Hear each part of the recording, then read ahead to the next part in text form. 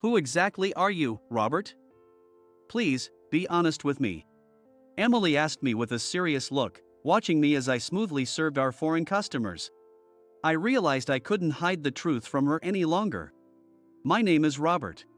I'm a man in my late 50s. I work as a server at a cafe near a tourist spot.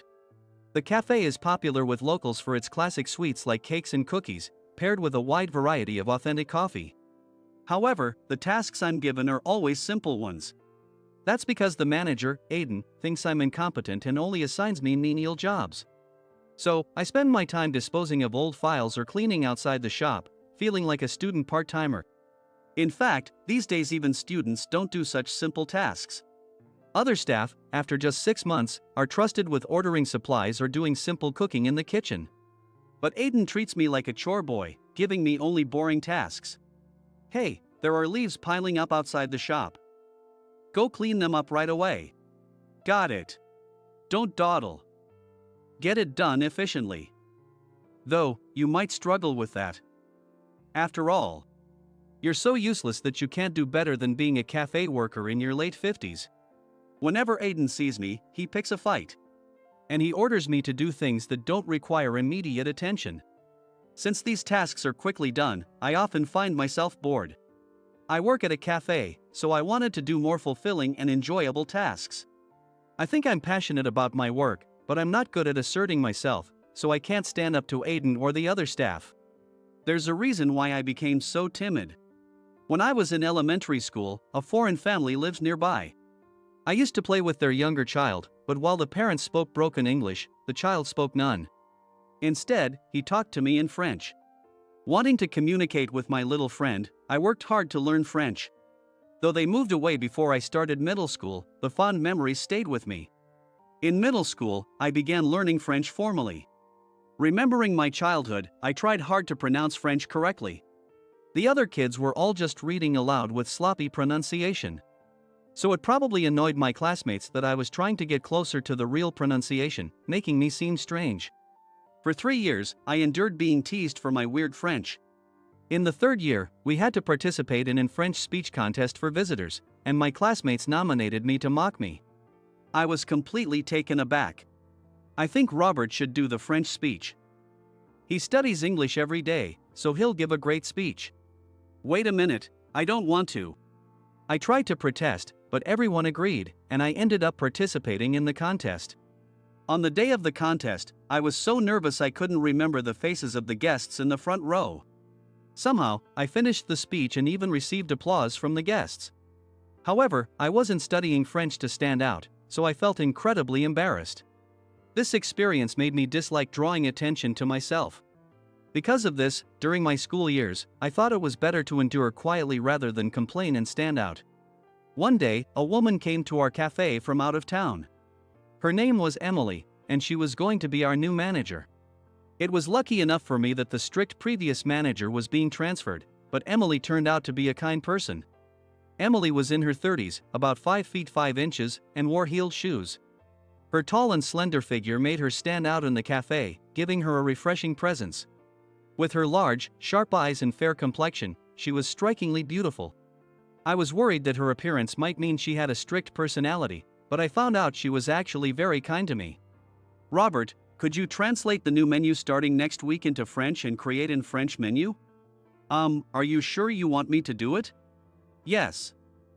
I was going to ask Grace, but she's too busy right now. Oh, I don't mean you looked idle, please don't take it the wrong way. No, I don't mind. I'm just an insignificant employee, but if you think I can do it, I'll give it a try. You're not insignificant at all. Thank you, I'm counting on you. Emily gave me this task, and I was thrilled to finally do a meaningful job. Thanks to my hard work, I created a French menu that clearly showed the dish names, descriptions, and prices. Emily, I'm finished. Is this okay? Wow, that was quick. Thank you, it looks great. The balance between the photos and the French text is perfect. This will be easy for our international customers to understand. Receiving praise for the menu I made me happy for the rest of the day. Because of this, I started to develop a bit of a crush on Emily. Emily had graduated from a prestigious private university in the city and joined a coffee shop chain. She quickly moved from store to store across the country and became a manager in record time, bringing a wealth of knowledge and experience. Additionally, her beauty and kindness attracted many admirers. However, Emily gracefully turned down all advances with a smile. She would take the train straight home after work. By coincidence, we got off at the same station, so we often chatted on the way home. Though it was purely coincidental, those brief moments with her made me happy. One day, after the lunch rush and once the morning staff had left, I was doing inventory as usual. As I was trying to finish my tasks, Emily suddenly called me from the cafe floor. "There are foreign customers here. Can you help serve them?" "Me? Are you sure?" "Yes. It's a slow time, but suddenly a group of 30 people came in, and we can't keep up. Just take their orders, please." Seeing the situation, I was surprised to find 30 customers of various nationalities. Apparently, they were part of a training group from a nearby company, speaking multiple languages, not just French. Emily was trying to handle them in French, but she couldn't keep up with their fast-paced speech. The foreign customers, growing impatient, began to frown. Some shrugged in exasperation and started wandering around the shop. Since it's a cafe, the interior is decorated with traditional toys from around the country and replicas of famous paintings. Thinking they were for sale, the customers would pick them up or start playing with them on their own. "Please wait, we'll guide you to your tables shortly." "Wait, please." Emily desperately tried to stop them but couldn't make herself understood. I quickly stepped out into the shop. "Sorry to keep you waiting. We'll guide you to your tables shortly." Speaking to a customer admiring a Barbie doll, I guided them to a nearby table. One by one, I seated the customers from various countries. Calmed by the communication, the foreign customers settled down and took their seats. Once all 30 were seated, I returned to Emily. "Emily, let's start by serving everyone water." But Emily looked at me, wide-eyed, as if she were seeing me for the first time. She stared at me for a while before finally speaking. "Who are you? How were you able to guide all the customers?" It was understandable that Emily was surprised. The truth was, I guided the customers not only in French but also in Spanish, Italian, Chinese, and Korean. Smoothly switching languages to suit each one. I'll explain later. For now, let's focus on serving our customers. With that, I went to distribute water to the tables. Emily watched as I chatted lightly with the customers while setting down their glasses. Her eyes were still wide, probably wondering how an incompetent employee like me could speak so many languages. In the end, we served the customers their desired dishes and drinks, and they left highly satisfied. Several of them even complimented our excellent service as they left. After seeing off the last customer and tidying up the tables, the cafe finally returned to its usual calm. Emily, who had been diligently working, approached me with questions. "Robert, you're really impressive. You said you were insignificant, but today you didn't seem like that at all. Do you have an extraordinary background?" "Well, no, not really. Come on, aren't you an elite? You must have a far more impressive history than just being a cafe manager like me." "Robert, who are you? Please, be honest." Emily asked me seriously. I realized I couldn't keep anything from her any longer. "I studied foreign languages in college, actually." "I thought so. Which college, if you don't mind me asking?" She probably asked out of simple curiosity. I had no reason to lie, so I answered truthfully. "East City University of Foreign Studies. I have DELF C1. C1? Yes. Besides French, I also studied Spanish, Chinese, and Korean. I have business-level proficiency in each." Emily gasped in surprise at my words. "Wow, having certifications in so many languages besides French. That's incredible, Robert. And earlier, you were speaking even more languages. Right? Well, it's true. I learned during my French studies that many Spanish people prefer their own language, so I studied Spanish to communicate better. In the process, I also picked up Italian because it's similar to Spanish. Why so many languages?" It seems she believed my story was true. She leaned in closer, clearly interested. Speaking someone's native language builds trust.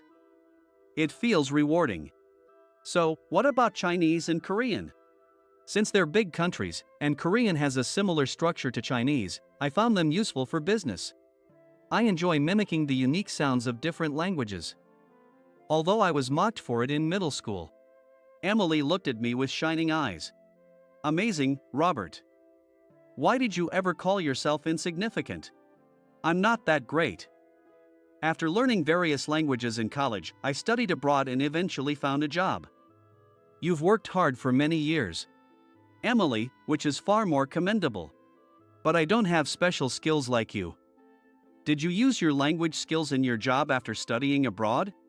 Yes. I worked as a multilingual interpreter. It was nerve-wracking because any mistake could result in millions in losses. Emily's eyes sparkled as she listened. Then she smiled warmly. Thank you for helping earlier. I was panicking with all those different languages at once. It was nothing. I couldn't take pride in my language skills for a reason. As I mentioned, interpreting is very stressful. If the meaning of words is misunderstood, there's a risk of damaging the relationship with the other company. That's why I continued studying every day even after I started working, leading a tense life. My job became all-consuming, and I neglected my ailing mother, who lived with me. My mother, who had always been frail, apparently hesitated to tell me when she felt unwell. I received a call from the States informing me that she had passed away while I was on a business trip abroad. I couldn't forgive myself for not noticing her condition. After my mother passed away, I quit my job and moved to a place where no one knew me. I wanted to work quietly for myself, which led me to this cafe in the countryside. Initially, I hated the foreign languages that led to losing my mother and didn't want to speak them anymore. But today, seeing Emily in trouble, I couldn't help but step in. Emily listened attentively without interrupting. I wanted to help because you've always been kind to me, Emily. After hearing my long story, Emily had tears in her eyes. Oh, this person is crying for me. Thinking that, I felt a warm surge in my chest, grateful for Emily's kindness. Robert, you're such a kind person. You're too kind, which is why you blamed yourself and quit your job as an interpreter. But you don't have to give up your love for foreign languages because of your regrets. That love is a precious part of you. Emily. Her kind words and genuine compassion moved me deeply. I wanted to repay her kindness someday. Unexpectedly, that chance came soon. The next morning, we received a phone call. The company that organized the group tour from the previous day was so impressed with my service that they wanted to include our cafe in their future tours. We also received offers from nearby tourist facilities to collaborate, and our cafe began working with travel agencies. We did it. It's all thanks to you, Robert. It's not just my efforts. It's because the entire cafe staff provides heartfelt service that the customers were so pleased. With regular tour groups from overseas, we became very busy. Our cafe gained a reputation as a hidden gem in the States, attracting many individual inquiries as well. We'll need to hire more staff with all these customers. Headquarters has decided to expand the number of locations. It's really thanks to you, Robert. We couldn't keep up with just me handling translations, so we hired staff proficient in various languages. This increased our customer base, boosting the entire cafe chain's performance, and there were plans to open a branch overseas next year. As a manager of the flagship store with skyrocketing sales, Emily was frequently attending meetings and giving lectures at headquarters. I also started attending various meetings with her. One day, I joined Emily for a manager's meeting. While reviewing the materials before the meeting, I heard a familiar voice. Robert? What is an incompetent employee like you doing here?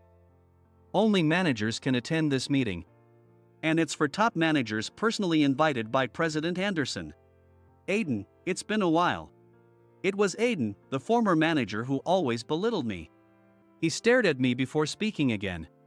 I heard your cafe has suddenly become successful, attracting foreign customers.